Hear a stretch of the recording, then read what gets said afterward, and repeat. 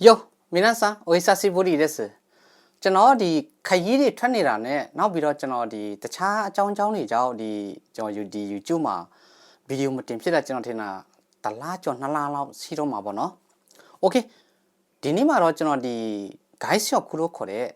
စားတောက်ဆိုင်လုပ်ငန်းနဲ့ပတ်သက်ပြီးတော့ကျွန်တော်အနေချင်းလေးမျှဝေပေးသွားမှာပေါ့နော်။အခုဆိုရင်ဒါမင်းဆန်တို့လည်းဒါအားလုံးသိနေပြီးသားလို့ကျွန်တော်ထင်တယ်ဒီစားတောက်ဆိုင်လုပ်ငန်းတွေကိုဒါရက်ဆန်းလိုက်ပြီဆိုတဲ့သတင်းပေါ့နော်ဂျပန်ဆိုရကနေပြီးတော့ဒီ guide shop ခုလို့ခေါ်တဲ့စားတောက်ဆိုင်လုပ်ငန်းနဲ့ဒါလူဦးရေ9000ခေါ်မဲ့သူရဲ့ဒီစည်ရင်းထဲမှာဒီ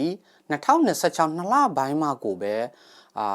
လူဦးရေ4000နဲ့6000ကျော်ရသွားပြီလက်ရှိ run နေတဲ့ process တွေနဲ့ပေါင်းလိုက်မယ်ဆိုရင်ဒါလူဦးရေ9000ပြည့်ပြီဆိုပြီးတော့9000ပြည့်ရင်သူတို့ဒါယာယီရက်ဆိုင်မယ်ဆိုပြီးတော့ဒါကြေညာချက်ထုတ်ခဲ့တာပေါ့နော်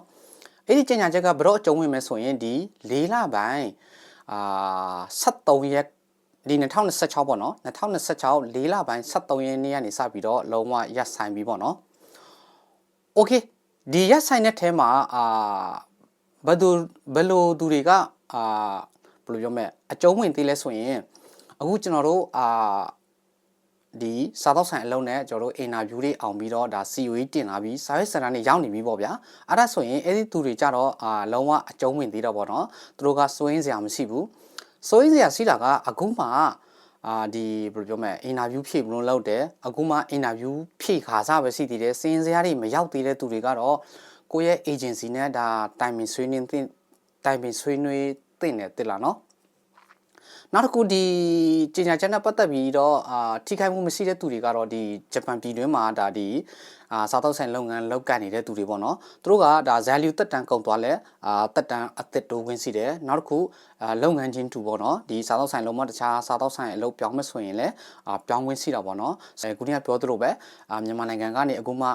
ချို့ agency တွေကစားတောက်ဆိုင်အလုပ်နဲ့ခေါ်နေတယ်ဒါမှမဟုတ်လဲဘယ်လိုလဲကြိုတင်ပေါ့နော်ဖွင့်ရင်သွားဖို့အတွက်ကြိုတင်interview ခေါ်နေတာဆိုရင်เนาะကျွန်တော်ကတော့လောလောဆယ်မှာမင်းဆန်တို့တေချာလေးစုံစမ်းပြီးမှလုပ်စီခြင်းနဲ့ဂျပန်နိုင်ငံဘက်ကဘာမှကြေညာချက်တစုံတရာမထွက်မချင်းနောက်ဘာဆက်ဖြစ်နေမလဲဆိုတာဘာဆက်ဖြစ်မလဲဆိုတာဘယ်သူမှလည်းမသိရဘူးပေါ့နော်အဲ့ဒါကြောင့်မလို့ဘယ်လိုပြောမလဲတခုခုကြေညာချက်ထွက်ပြီးမှဒီစားတော့ဆိုင်နဲ့ပတ်သက်ပြီးတော့interview မဲ့ကိစ္စတွေကိုဆက်လုပ်စီခြင်းနဲ့တက်လာနော်โอเคနောက်တစ်ခုကကျွန်တော်မင်းဆန်ကိုပြောစီချင်တာကကျွန်တော်တို့အလုပ်ရွေးတဲ့ကိစ္စပေါ့နော်ကျွန်တော်တို့မြန်မာနိုင်ငံမှာဆိုရင်ဘယ်လိုပြောမလဲကျွန်တော်တို့ကဒီလုံးနဲ့မသွားချင်ဘူးထားပါတော့ခိုင်ကောင်းနဲ့မသွားချင်ဘူးစားတော့ဆိုင်နဲ့မသွားချင်ဘူးစားတော့ဆိုင်ဆောက်လုပ်ရေးနဲ့မသွားချင်ဘူးပေါ့နော်အမျိုးမျိုးပေါ့နော်အဲ့လိုမျိုးအလုပ်ရွေးကြတာပေါ့နော်ကျွန်တော်အကြံပေးစီချင်တာကတော့အလုပ်ကိုမရွေးစီချင်ဘူးဘာလုံးနဲ့ပဲဖြစ်ဖြစ်အဓိကဂျပန်နိုင်ငံရောက်လာဖို့အရေးကြီးတာပေါ့နော်ဂျပန်နိုင်ငံရောက်လာမယ်ဆိုရင်ဥပမာကျွန်တော်တို့ထားပါတော့ကျွန်တော်ခိုင်ကောနဲ့တော့မလုပ်ချင်ပေါ့နော်ဒါပေမဲ့ခိုင်ကောနဲ့လာလွယ်ဆိုပြီးတော့ခိုင်ကောမှာဝင် view လိုက် interview အောင်သွားမယ်ဆိုရင်ထားပါတော့ကျွန်တော်တို့လာမယ်ခိုင်ရှာကတစ်နှစ်စာချုပ်ချုပ်မှာလား6လစာချုပ်ချုပ်မှာလားပေါ့နော်โอเคစာချုပ်ချုပ်မယ်ဆိုရင်ကျွန်တော်တို့ဒီတစ်နှစ်ဆိုရင်လည်းဒီတစ်နှစ်တွင်မှာတခြားကျွန်တော်တို့ဘယ်ပြောင်းချင်လဲပေါ့နော်ထားပါတော့စားတော့ဆိုင်တော့အခုလောဆယ်ရက်ထားတာဖြစ်တဲ့အတွက်ဥပမာဟိုတယ်လို့ပြောင်းချင်လားတခြားဆောက်လုပ်ရေးပြောင်းချင်လားမွေးမြူရေးပြောင်းချင်လားပေါ့နော်သူ့ရဲ့သက်ဆိုင်ရာလက်မှတ်တွေကိုကျွန်တော်တို့ဒီအလုပ်လုပ်နေနေကျွန်တော်တို့ဖြည့်လို့ရတာပေါ့နော်သူ့ရဲ့သက်ဆိုင်ရာလက်မှတ်ကျွန်တော်တို့ဖြည့်ပြီးအောင်သွားပြီဆိုရင်ကျွန်တော်တို့စာချုပ်ပြည့်တာနဲ့ကျွန်တော်တို့တခြားလုပ်ကိုတန်းပြောင်းလိုက်ရုံပဲပေါ့နော်ဘယ်လိုပြောမလဲကျွန်တော်တို့ဒီကိုမလုပ်ချင်တဲ့အလုပ်ကိုလည်းရည်စီလုပ်စရာမလိုဘူးဂျပန်နိုင်ငံလည်းမြန်ရောက်လာမှာပေါ့နော်အဲ့ဒါကြောင့်မလို့ဘယ်လိုပဲဖြစ်နေအခုချိန်မှာဂျပန်နိုင်ငံမှာဘယ်လိုပြောမလဲကုန်စည်နှုန်းတွေလည်းတက်လာတယ်အခွန်ခါတွေလည်းများလာတယ်ဆိုပြီးစီအောင်မြန်မာနိုင်ငံနဲ့ဆိုင်တော့အများကြီးတာနေပါသေးတယ်ပေါ့နော်ဆိုတော့ဂျပန်နိုင်ငံကိုမြန်ဆန်ရောက်ဖို့ကမင်းဆန်တို့ target ထားစေချင်တယ်ပေါ့နော်ဒီရောက်လာမှကိုယ့်ရဲ့သက်ဆိုင်ရာအလုပ်ကိုပြန်ပြောင်းဖို့ကျွန်တော်အကြံပြုစေချင်တယ်โอเค